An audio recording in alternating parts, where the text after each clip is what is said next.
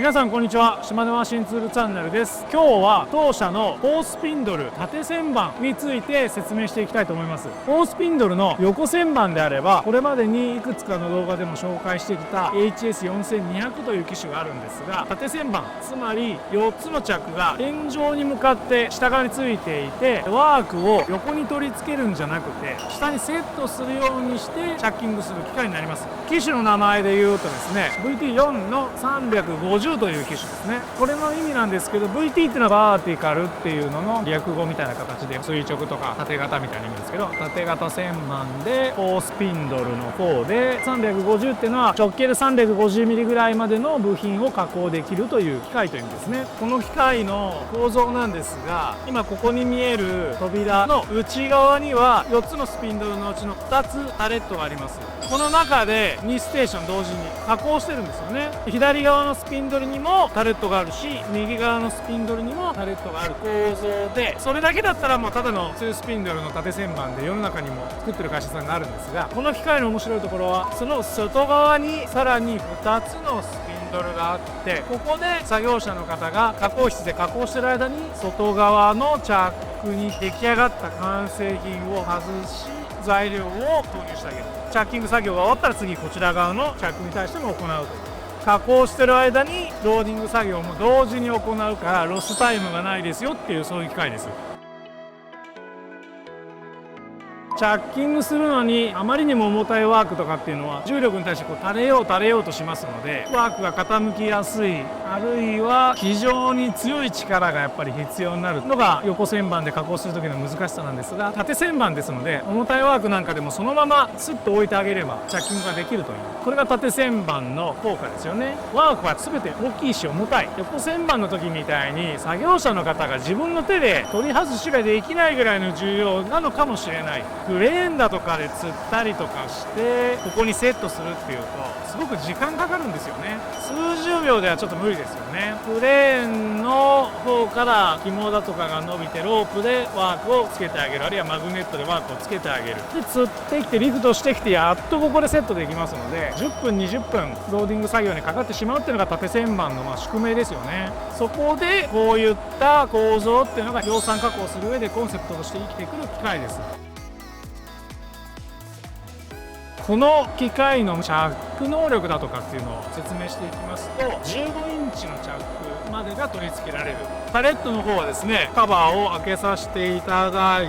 て、こんな内部構造ですね。8ステーションあるタレットが2台ついていますので、合計で16本までのツールが取り付けられるということですね。この機械のサイズは HS4200 よりもはるかに大きいですけど、コンセプトとしては同じなんですね。2つのチャックで加工している間に2つのチャックではローディング作業をしている。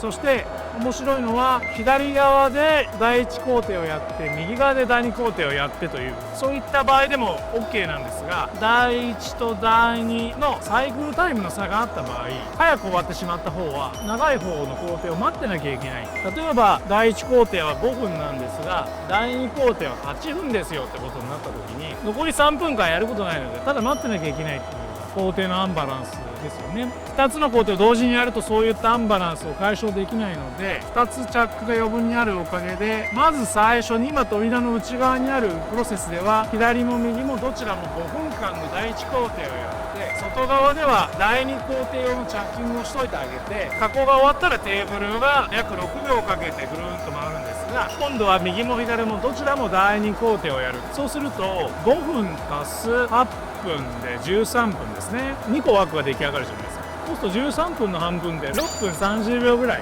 で済むっていう計算なんですよね。厳密にはその6分30秒にテーブルが回る時間っていうのが加算されますが、それでも7分全然いかないですよね。普通の縦旋盤っていうのを思い浮かべていただくと8分やっぱりかかる。で8分かかった後に完成品を外すとか素材を入れるっていうのを同一主軸上でやるわけですから、8分に5分とか10分加算されるみたいな、そういうことになってしまう。普通の UC 旋盤だったら15分とかかかるようなサイクルタイムが全く加工条件変えてないのに、第1工程第2工程のアンバランスを解消することで6分30秒ちょっとでできてしまうっていうのがこの機械の面白いところですね。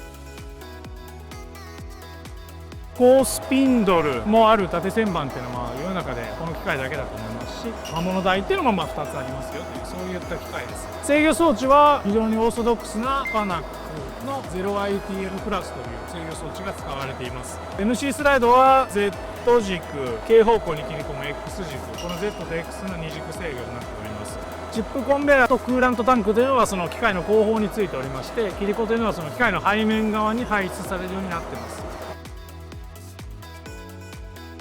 ここで一度実際に機械を動かしているところ、チャッキングしているところっていうのをご覧になっていただこうと思います。では今から実際にスタートボタンを押して加工を開始していきます。加工室の中では加工が始まりますが、外側でワークの脱着というのを同時に今から進めていきます。スタートします。今回の加工というのは加工時間はおよそ30分なんですよね。30分の間に作業者の方はワークの着脱を済ませてしまえば、加工しないアイドルタイムというのはこのテーブルが回る6秒間だけということになります。では今からワークの脱着作業も実際に行っていきます。